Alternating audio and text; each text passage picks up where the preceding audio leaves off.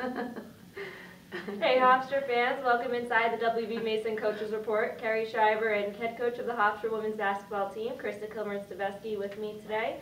And since we last spoke, you guys played Elon. You had a 64-58 loss. What were your thoughts on the overall week? Obviously we spoke last week. It was a great game down JMU. You knew that you had to bounce back after that, and it became our bye week. Not one, as I always state, it is what it is. We knew we had to take the time, and I thought we had good practices. I always said to the team, I wish I really could put a finger on it.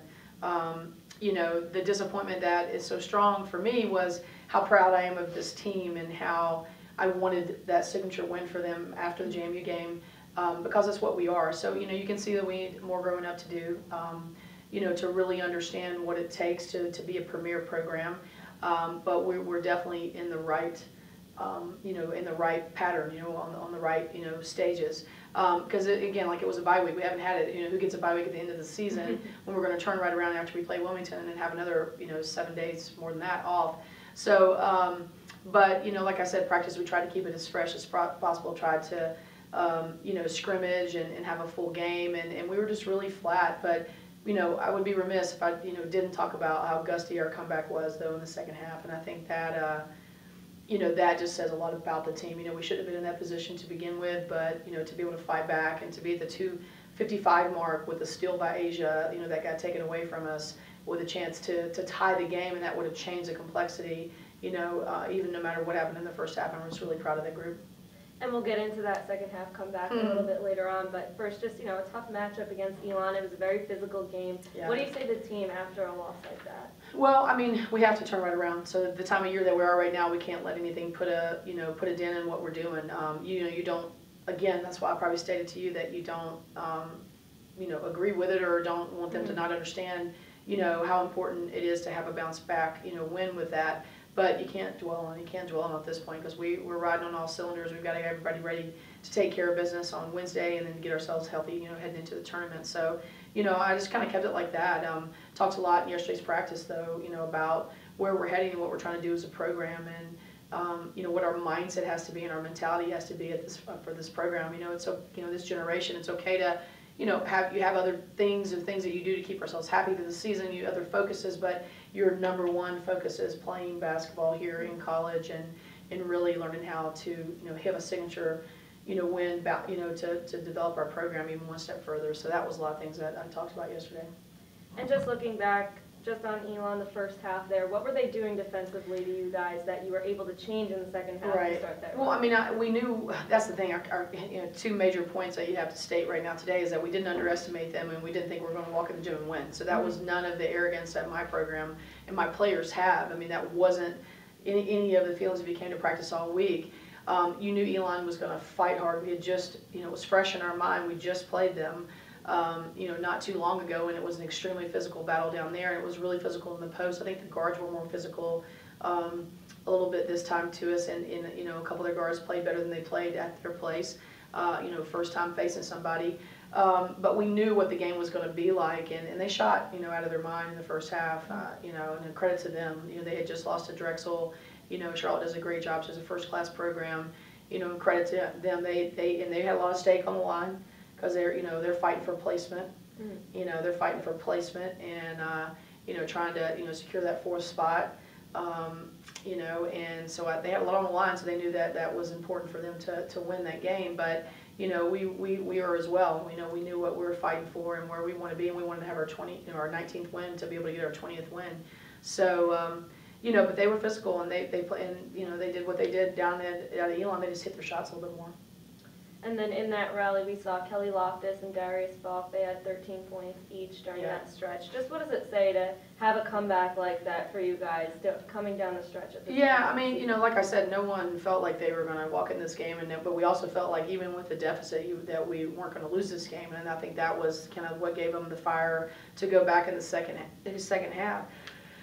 And what a gutsy comeback that was. Asia Jackson played phenomenal for us. She hit a big three, but she played solid defense. Her role on the defensive end was huge in that comeback. And then also Darius Falk and also Kelly Loftus, but that crew with Angie White and Ajane Durant, that five was just pivotal, in that comeback. And like I said, we got extremely close. We didn't take care of business hitting free throws like we could have. We had opportunities, to really get ourselves in a close deficit there. If we hit those free throws, we would be probably singing a different tune today. So, but it is what it is. We have to finish out strong here on Wednesday. It's definitely a matter of pride for us heading down here and being able to play the level we need to play.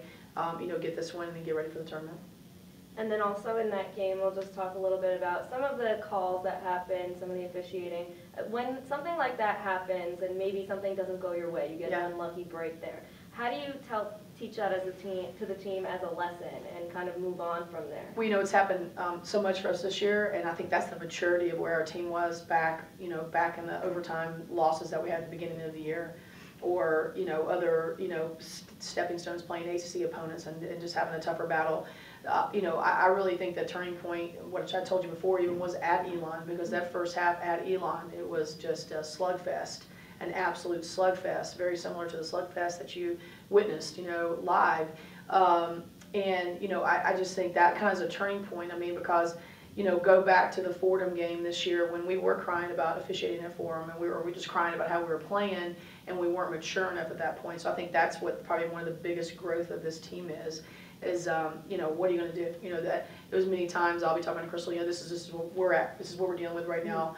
We just got to deal with it. I think it fires us up even more. I think it really, really does at this point. Like it, really at JMU was a prime example. They had a great comeback, against us in the second half, and everybody was just slow and steady, slow and steady, slow and steady. And even when a couple folks got their wits, for a second out of whack, you saw people grabbing them. So that's the maturity. That's what the game preparation is teaching us. There's always going to be good and bad calls. That's that's just part of the game.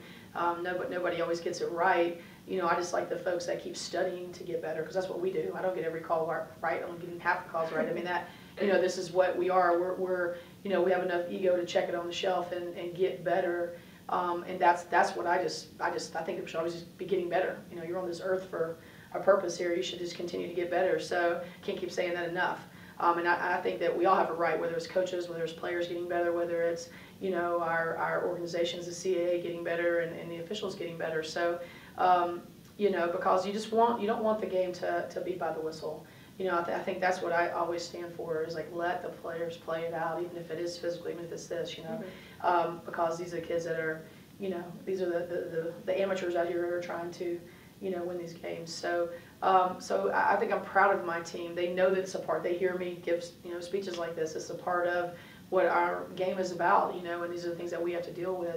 Momentum shifts by the team that's, making a run against you. So a lot of that maturity and how we've grown up, I'm most proud of. Something else we saw was Ayla Baroka. She was carried off the court. So what's her status right now? She's doing great today. I mean, these kids bounce back. Thank God they're young. But we've dialed it down here. So we'll get a prognosis here from the trainer. But that's always scary to see. But she'll be okay. She'll be okay for sure. Well, next up, you guys finish out the regular season against UNCW on the road. So what are you really looking to just see in that game? It's an important one going into the tournament. Yeah, I mean, it's just important for us to get back on the winning track against a team that has won 5 of their last 6. They beat Delaware. They beat Elon. They beat Charleston here, just most recent. They beat Towson. So obviously they lost to JMU. So that they're riding high. They're doing a great job. Whether it's Mobley or Atkins, Flowers is having a great year as well. So they are finding themselves. I'm sure she's preaching some of the same things, and saying a lot of the same things, that we're saying. They had 1.2 seconds left at their place, and a crucial situation happened, but luckily Delaware missed the free throws, and they won that game. So, we're all faced with some of the same obstacles as coaches right now, in our league. So, so she's got her kids riding high, and they're going to be ready, and they're fighting for placement as well. So we are very aware of that. So we just got to go down there and take care of business and put it ready to fight, and, get a win on their floor. We talked a little before about momentum and everything. So now maybe how does momentum really just play a role in this game as well? Yeah, I mean, now you're at that interesting part of the season that I've been coaching for a number of years, right, and 9 years here. So, you know, everyone's on the same playing field at least though now. So we all take care of business. Everybody has their last game, and then we're all off, you know, until we start the tournament. So at least everybody's on the same playing field. You know, it's not like where somebody has a strange bye week at the end of the season, right, where everybody else is playing 2 or 3 games. So another scratch your head moment. But so everybody's on the same playing field, but then they're excited. It's a new birth. It's a rebirth. It's a rebirth for records are out the window. You know, you got your shot to play, and so that's what makes this time exciting. And everybody steps up their level of play, and the intensity in the games are way different than they are, you know, even in your regular conference play. So exciting time, but we don't want to jump any boats. You know, we need to make ourselves have a win and be feeling good coming into the tournament. All right, Coach, well, before you give us your keys to victory for the last regular season game of the 2014-15 season, what else really do you want to add to maybe? Well, you know, obviously, I like to thank everybody, you know, for everybody traveling with us, for people that sacrifice. You know, our trainer, David Rivera, has a baby boy who had to celebrate his birthday after our JMU win on that Monday. People that don't realize that, you know, give every minute of their time, whether it's Brian behind the camera here that goes from one sport, next sport into softball. You know, whether it's Emily, who's training us, travels with us and is training softball. She's our strength coach, Esselman. So, you know, to my coaching staff, you know, it's crazy. It's a crazy season. You know, it starts, it doesn't end, right? Kids are here for the summer. We come back September 7th. You're rolling, and, you know, hopefully this year we're playing all the way until the end of March.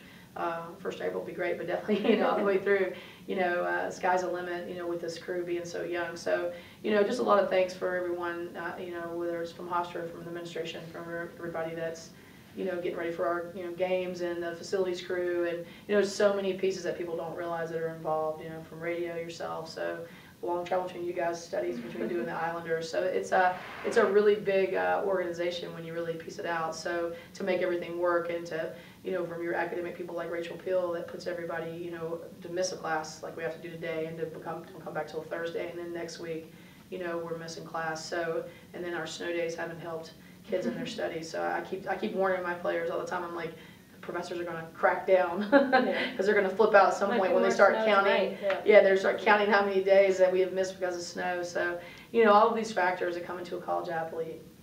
You know, everybody thinks the kids just roll the ball out and they're ready to rock and roll. And, you know, there's so many factors, but what a wonderful time. What a wonderful time to have in your 4 years to play. And so I guess I can't thank everybody enough, and I'm a little long-winded today, but I got a great note from Nicole Caperso, former player of mine, yesterday. It's on my Twitter, it's on my Instagram. KKS B-Ball Instagram, okay? So, but you need to read it, because here's a person who's been away, and every day she can't stop talking about time as an athlete. Don't complain about practice. Don't complain about being on the road. Don't complain, because once you have that minute gone, you're going to wish you had it back. And that's coming from a kid that just graduated a couple years ago. You know, every time you just want to keep hitting on with these kids to embrace and cherish every moment they have. You know, because of all these pieces that are going together for them to be successful. You know, so many people are working for them, and I don't think that they appreciate that enough, and they don't thank everybody enough. So, you know, I'll help everybody do it by thanking everybody for all of their support. So thanks a lot for today, and, you know, let's get this win, and let's make everybody proud coming to the tournament next week. All right, Coach. Well, the Pride will travel to Trask Coliseum on Wednesday to take on the UNCW Seahawks at 7 p.m. And make sure to tune in and watch the Coaches Show on GoHofstra.com.